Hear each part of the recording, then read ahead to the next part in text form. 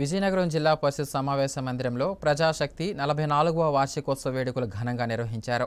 ఈ వేడుకలకు జిల్లా collector doctor BR Ambedkar, Vizianagaram MLA Pusapati Aditi Gajapathiraju, ZP chairman Majji Srinivasarao ముఖ్య అతిథులుగా హాజరయ్యారు.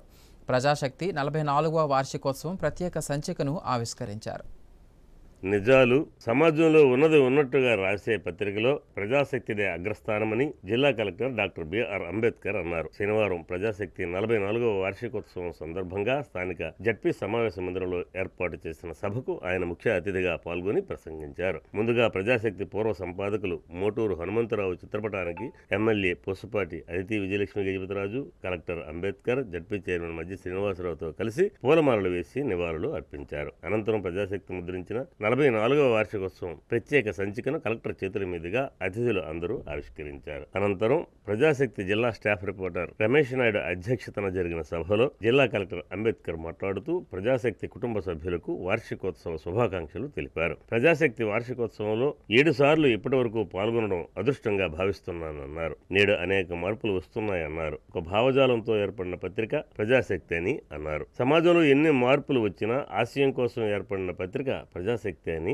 పేర్కొన్నారు. వాస్తవాన్ని వాస్తవంగా రాసినప్పుడు నిజమైన విలువ ఉంటుందన్నారు. మేము చేసిన తప్పులు రాయడం వలన వాటిని సరిదిద్దుకునే అవకాశం ఉంటుందన్నారు. అనంతరం జడ్పీ చైర్మన్ మజ్జి శ్రీనివాసరావు మాట్లాడుతూ ప్రజాశక్తికి 44వ వార్షికోత్సవ శుభాకాంక్షలు తెలిపారు. నేడు సాంకేతికంగా వృద్ధి చెందుతున్న కాలంలో పత్రికలకు కొంత ఆదరణ తగ్గినప్పటికీ ప్రజల గొంతుకు వాణి వినిపించడంలో ప్రజాశక్తి ముఖ్యమైనదన్నారు. పత్రిక నడపడం, వార్తలు రాయడం అనేక సవాళ్లతో కూడుకొని ఉన్నప్పటికీ వాటిని ఎదుర్కొని ప్రజాశక్తి ముందుకు సాగుతోందని అన్నారు. ఏదైతే ప్రజాశక్తి లక్ష్యంతో పనిచేస్తుందో ఆ కృషిని మరింత ముందుకు తీసుకుని వెళ్లాలన్నారు. అనంతరం ఎమ్మెల్యే పూసపాటి అతిథి విజయలక్ష్మి గజపతిరాజు మాట్లాడుతూ సమాజంలో మూలస్తంభం పత్రికలని అన్నారు. నేడు రాజకీయ పార్టీలకు అండగా మారిపోయిన పరిస్థితిలో ప్రజాశక్తి ప్రజల తరపున ప్రజల పత్రికగా ఉండడం అభినందనీయమన్నారు. పత్రికలు నిష్పక్షపాతంగా ఉన్నప్పుడే ప్రజలకు మేలు జరుగుతుందన్నారు. సోషల్ మీడియా ఎక్కువ పాత్ర వహిస్తోందని, పోటీ ప్రపంచంలో ప్రజాశక్తి మరింత ముందుకు వెళ్లాలని అన్నారు. నిష్పక్షపాతంగా ప్రజాశక్తి వార్తలు ఇస్తూ మరింత అభివృద్ధి కావాలని ఆకాంక్షించారు. ఈ కార్యక్రమంలో పట్టణ పౌర సంక్షేమ సంఘం రాష్ట్ర నాయకులు వై వెంకటేశ్వరరావు, సిపిఎం జిల్లా కార్యదర్శి Tammineni Suryanarayana, Prajasakti edition manager P Kaminaidu, సమాచార సంబంధాల శాఖ ఏడీ డి రమేష్, ప్రజాశక్తి అభిమానులు, ప్రజాశక్తి సిబ్బంది, ఉద్యోగులు పాల్గొన్నారు.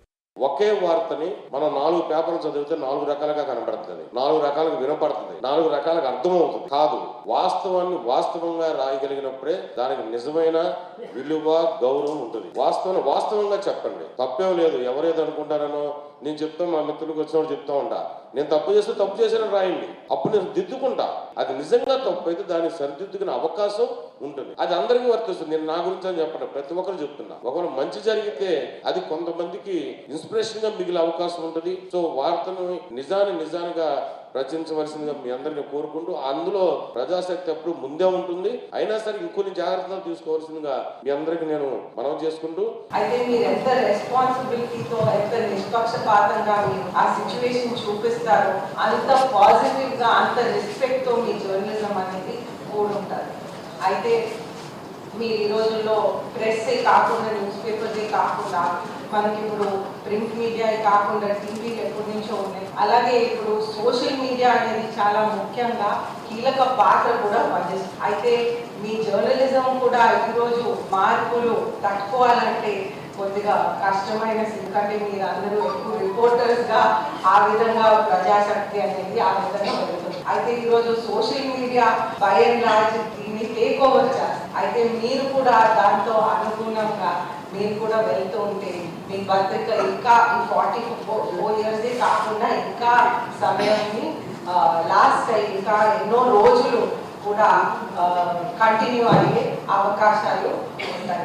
నేను జిల్లా చైర్మన్ గా పదే తీసుకున్న దగ్గర నుంచి ఏదైతే ఈ జిల్లాల పత్రికల్లో వస్తున్న ప్రతి వార్తని కూడా మరి డిపిఆర్ ద్వారా మేము వార్తలు సేకరించుకొని మరి మేము చదువుతూ ఉదయాన్నే దాన్ని ఖచ్చితంగా కొంత సమయాన్ని దాన్ని కేటాయించి ఖచ్చితంగా చదువుతూ దానికి సంబంధిత అధికారులకు పంపించి దాని ద్వారా అనేక సమస్యల పరిష్కారం తీసుకోవడంలో మరి ప్రజాశక్తి ముందున్నదనే విషయంలో నేను ప్రత్యేకించి చెప్పదలుచుకున్నాను. మన బాధ్యత అది.